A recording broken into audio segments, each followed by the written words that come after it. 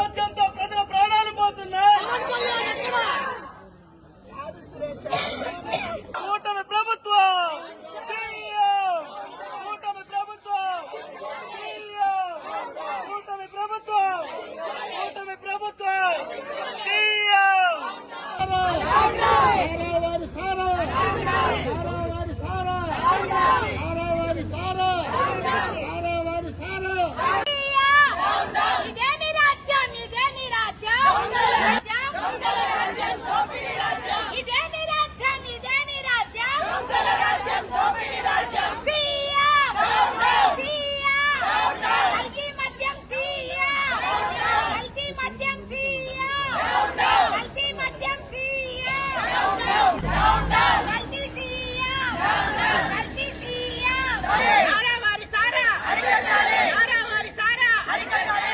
ఏరులై పారుతోంది.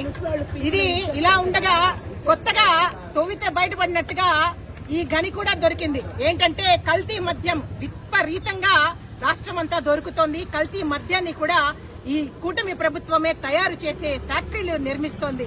ఇలా ఉంది మన రాష్ట్ర పరిస్థితి. ఈ కల్తీ మద్యం విచ్చలవిడిగా దొరకడం వల్ల పేద కుటుంబాలకు సంబంధించిన కూలీలు, నాలి చేసుకునే పనులు చేసుకునే వాళ్ళందరూ ఈ కల్తీ మద్యం తాగి ఈ రోజు ప్రాణాలు పోగొట్టుకుంటున్నారు. దీనికి ఎవరు బాధ్యత వహిస్తారు? మద్యమే వద్దు, అసలు మద్యం మాకు అవసరం లేదని మహిళలందరూ రోడ్లెక్కి ఉద్యమాలు చేసిన టైం ఉండేది. ఈ రోజు కల్తీ మద్యం వద్దని ఉద్యమాలు చేయాల్సిన పరిస్థితికి తీసుకొచ్చింది ఈ రోజు రాష్ట్ర ప్రభుత్వం. కనీసం అంటే ప్రాణానికి విలువ లేదు.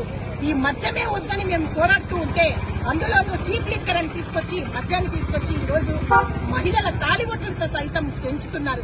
ఇది నిజంగా ఎక్కడికి పోతుంది రాష్ట్రం అనేది ఆలోచించాలా.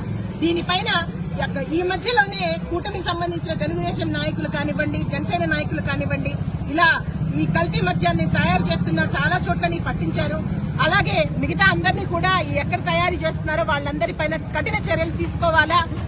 చర్యలు తీసుకోవడమే కాకుండా ఇవన్నీ మూయించాలా. మద్యం కూడా స్టాపులు అన్ని ఇచ్చి టైం కూడా సరైనది ఇది పెట్టకుండా ఎప్పటి పడితే అప్పుడు ఎక్కడ పడితే అక్కడ మద్యం దొరికే వెసులుబాటు కల్పిస్తోంది.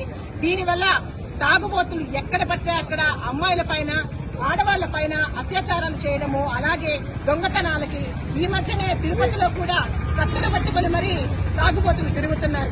ఎట్టుపోతుంది సమాజంలో మేము బతకాల్సిన అవసరం లేదా? ఇది ఇలాగే ఉంటే ప్రభుత్వాన్ని మెడలుంచే విధంగా మేము ధర్నాలు చేస్తాము. మేమే మహిళలందరం స్వయంగా వెళ్లి ప్రతి బార్ని, ప్రతి అంగడిని పగలగొట్టి మేము నిరసన తెలియజేస్తామని చెప్తున్నాం.